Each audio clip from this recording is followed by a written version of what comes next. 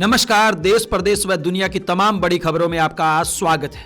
आइए एक नजर डालते हैं आज की मुख्य हेडलाइंस पर। बड़ी खबरों में आज हम आपको बताएंगे, बारात चढ़ने से पहले दूल्हा गिरफ्तार। बीजेपी में जिसके समर्थक ने मंत्री को चप्पल मारी उसे ही दिया टिकट। सुअरों के झगड़े में बड़े भाई की गई जान। अमेरिका ने 157 और भारतीयों को जबरन लौटाया। अब तक 377 भारतीयों को भेजा वापस। मस्क ने रोकी भारतीय चुनाव में अमेरिकी फंडिंग। रोहतक में हुई भाजपा की किसान पंचायत। अनिल विज की नाराजगी पर रणबीर गंगवा का बड़ा बयान आया सामने। दीपेंद्र हुड्डा वाले कार्यक्रम से विनेश फोगाट गैर हाजिर। अनिल विज को पंजाब के एनआरआई मंत्री ने सुनाई खरी खोटी। करनाल में टिकट बंटवारे से भड़के बीजेपी कार्यकर्ता। हुड्डा के करीबी एमएलए का कांग्रेस पर तंज। हरियाणा के सभी मेडिकल कॉलेजों की आंसर सीट जांची जाएगी। रोहतक में हुड्डा बनाम भाजपा मुकाबला। अब हरियाणा में स्कूलों की हालत जांचेंगे अधिकारी। प्रशासन की चेतावनी, 86 अवैध कॉलोनियों में न ले कोई प्लाट। दिल्ली के नए सीएम का नाम आज होगा तय। हिसार नगर निगम में पंजाबी बनाम वेश्या मुकाबला। कांग्रेस सांसद की विदेशी पत्नी का आईएसआई कनेक्शन। भारतीय डाक विभाग में निकली 21,413 पदों पर भर्तियां। तेलंगाना सीएम बोले, मोदी जन्म से ओबीसी नहीं। अब देखिए खबरें विस्तार से। बड़ी खबरों में आइए सबसे पहले बात करते हैं बारात चढ़ने से पहले दूल्हे को गिरफ्तार करने की। जी हां, हरियाणा के कुरुक्षेत्र में पुलिस ने बारात चढ़ने से पहले दूल्हे को गिरफ्तार कर लिया है। युवक पर एक लड़की के साथ गलत कार्य करने का आरोप था। बस जैसे ही पुलिस को इसकी भनक लगी तो तुरंत पुलिस ने दूल्हे को बारात चढ़ने से पहले ही गिरफ्तार कर लिया। हिसार में वार्ड नंबर 8 से भाजपा ने विधायक सावित्री जिंदल के करीबी राजेंद्र सैनी को टिकट दिया है। भाजपा के जिला सचिव और मेयर का टिकट कटने से नाराज भाजपा नेता वैभव बिदानी ने इसे लेकर सवाल उठाए हैं। फेसबुक पर पोस्ट डालकर बिदानी ने लिखा, कमल गुप्ता यानी कि पूर्व मंत्री को चप्पल मारो और पार्षद का टिकट ले लो। वैभव बिदानी ने फेसबुक पर वीडियो भी शेयर किया है जिसमें पूर्व मंत्री कमल गुप्ता पर विधानसभा चुनाव में जनसभा के दौरान एक व्यक्ति चप्पल मार रहा है। दूसरी वीडियो में वह व्यक्ति वार्ड नंबर 8 से भाजपा के पार्षद उम्मीदवार राजेंद्र सैनी से गले मिल रहा है। वैभव बिदानी का कहना है कि चप्पल मारने वाला व्यक्ति राजेंद्र सैनी का कट्टर समर्थक है। जींद में सुअरों को लेकर हुए झगड़े में छोटे भाई ने अपने बेटों और भांजों के साथ मिलकर बड़े भाई की जान ले ली। आरोपियों ने पहले गंडासी से वार कर उसकी जान ले ली और उसके बाद उसे रेल हादसा दिखाने के लिए बॉडी को रेलवे स्टेशन पर रखने की कोशिश की। इसी दौरान वह गाड़ी आ गई जिसे देखकर आरोपी बॉडी को वहीं छोड़कर भाग गए। घटना भिवानी रोड रेलवे पुलिस की है। घटना के बाद परिजनों ने जींद रोहतक रोड पर जाम लगा दिया और आरोपियों की गिरफ्तारी की मांग की। सूचना मिलने के बाद शहर थाना पुलिस मौके पर पहुंची और मृतक के परिजनों को समझाने के बाद जाम खुलवाया। अमेरिका लगातार भारतीयों को भारत में वापस भेजने का काम कर रहा है। इसी कड़ी में 220 अवैध अप्रवासी भारतीयों को अभी तक भारत में भेजा जा चुका है। वहीं अगर हम बीती रात की बात करें तो 157 अप्रवासी भारतीय बीती रात को भी अमेरिका से वापस भेजे गए हैं। इस बार महिलाओं व बच्चों को छोड़कर सभी पुरुषों के हाथों में हथकड़ियां और पैरों में बेड़ियां डालकर विमान में बैठाया गया था। एयरपोर्ट पर ही उनके परिवार से मुलाकात कराई गई। करीब 5 घंटे की वेरिफिकेशन के बाद पुलिस की गाड़ियों में सभी को घर छोड़ा गया। इस दौरान किसी को भी मीडिया से बातचीत नहीं करने दी गई।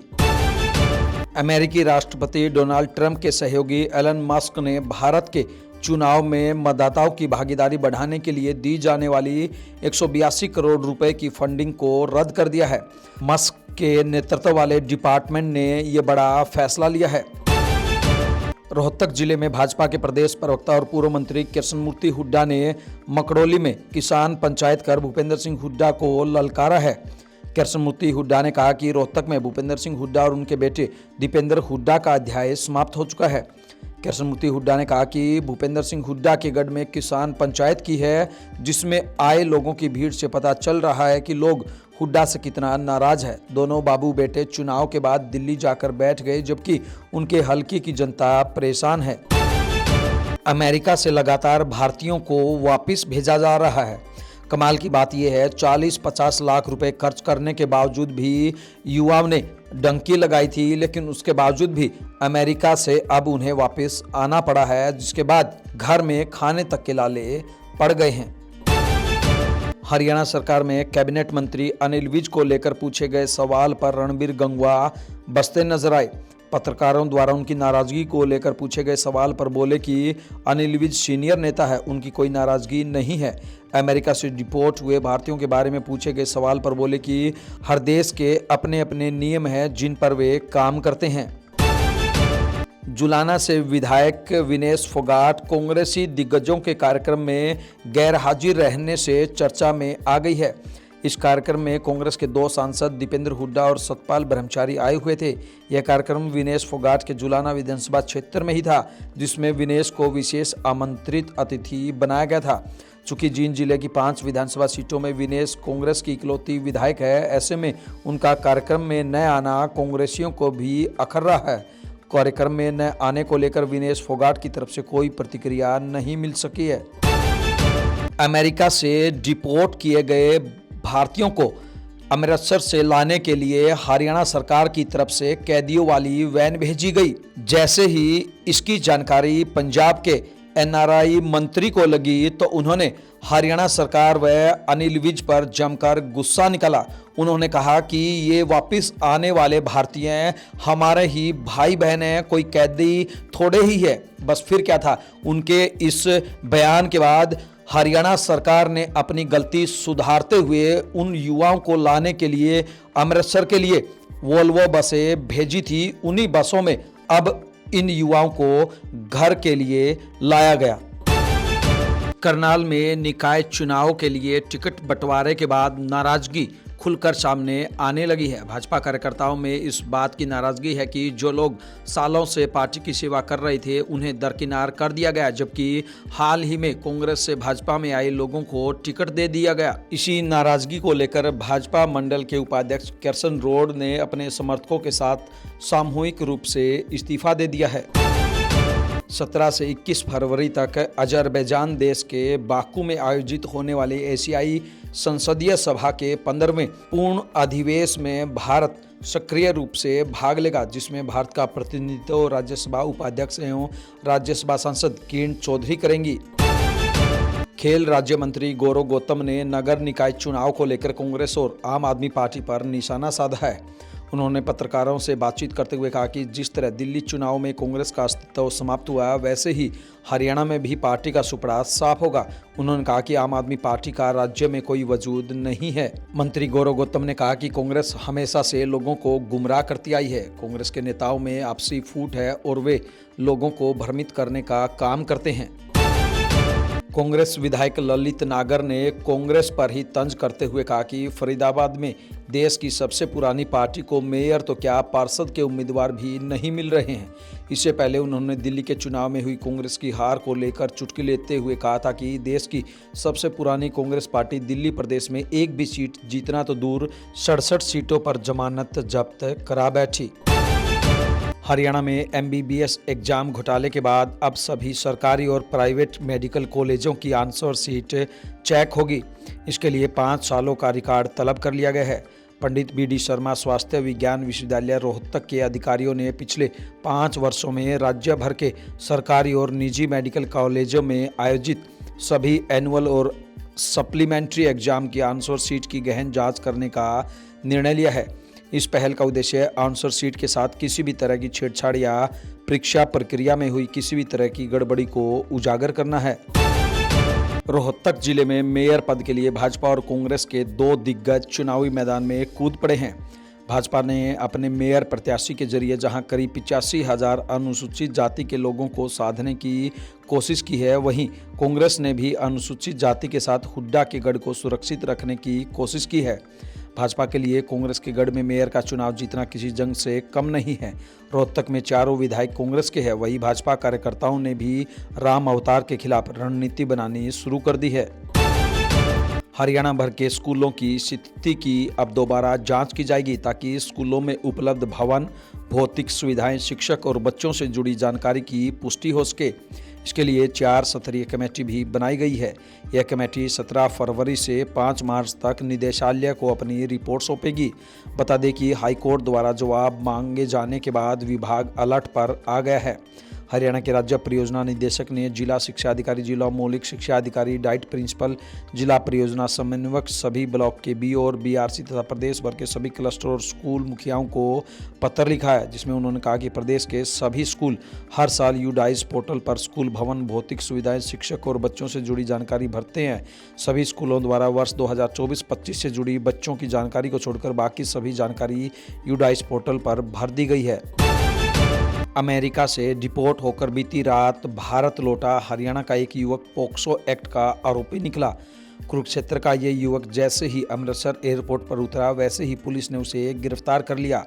युवक पर आरोप था कि उसने 2022 में एक लड़की के साथ छेड़खानी की थी और उसे जान से मारने की धमकी दी थी। जब पुलिस ने विभिन्न धाराओं में केस दर्ज किया तो वो 2022 में ही विदेश निकल गया। वहीं पंजाब के 2 चचेरे भाइयों को भी पुलिस ने प्लेन से उतरते ही गिरफ्तार कर लिया था। इन पर 2 साल पहले हुई एक हत्या का केस दर्ज है। जांच में पता चला कि सजा से बचने के लिए दोनों भाई डोंकी के जरिए अमेरिका भाग गए थे। जींद के मोरखी गांव की ड्रेन में मृत मिले राहुल की जान डूबने या नशा करने से नहीं बल्कि उसके छोटे भाई ने ही दोस्त के साथ मिलकर उसकी जान ले ली थी। रोहित ने अपने दोस्त मामन के साथ मिलकर गांव की ड्रेन पर शराब पी और इसके बाद राहुल को बुलाया। राहुल को शराब पिलाकर उसके सिर पर ईंटों से वार किया गया और उसे ड्रेन में फेंककर वहां से भाग गया था।